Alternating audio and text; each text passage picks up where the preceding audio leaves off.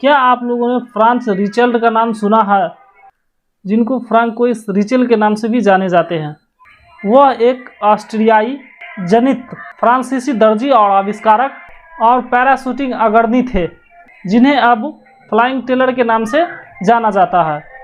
उन्होंने एक coat parachute का आविष्कार किया था और उन्होंने उन्हें प्रभावशाली बनाने के लिए रिचेल ने परीक्षण करने के लिए अनुमति के लिए बार बार पुलिस के पेरिस प्रांत के याचिका दायर की।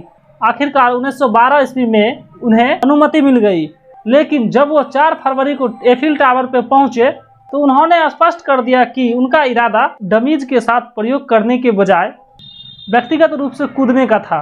उसे खारिज करने के बावजूद वह अपने आविष्कारक पैराशूट को पहने हुए टावर के पहले मंच से कूद गए और पैराशूट तैनात करने में विफल रहा।